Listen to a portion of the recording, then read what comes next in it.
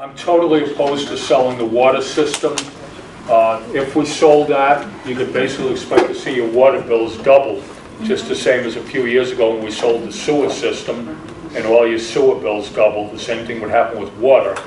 And you'd also threaten the purity of the water that you drink, because a private owner might try to sell some of the watershed property to developers.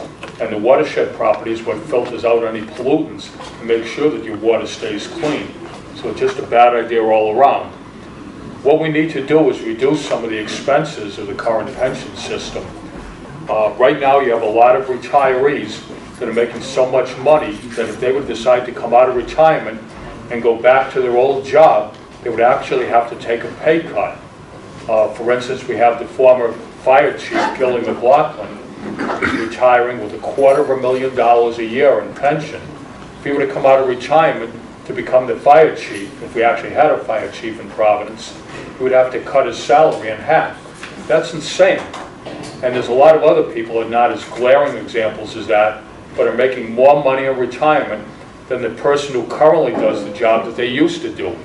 So right away, those people need to be cut down to, at the very least, they can't make more money than the person who's doing their current job. That just doesn't happen in the real world, and it can't happen with the city of Providence. Once we've done that, we need to reform the way we do things.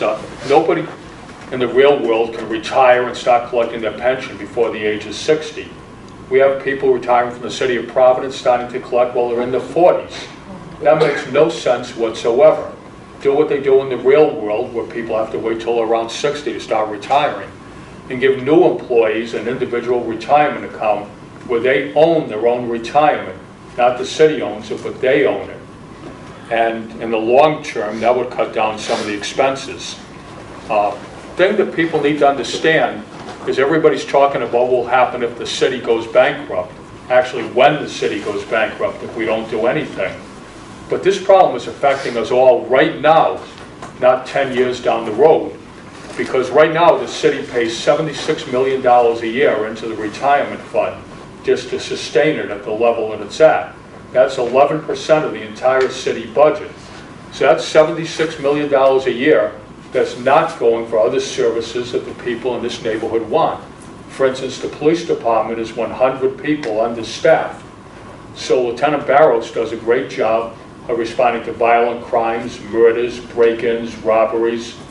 But when it comes to the quality of life issues, which is the real issue here in the South Elmwood neighborhood, where we don't have a lot of violent crimes, but we have excessive noise, excessive speeding, just quality of life issues, the police department is too understaffed to be able to deal with those. And it's because the money is going $76 million a year, and soon to double that amount within the next 10 years. It's going to that instead of going to the services that we want.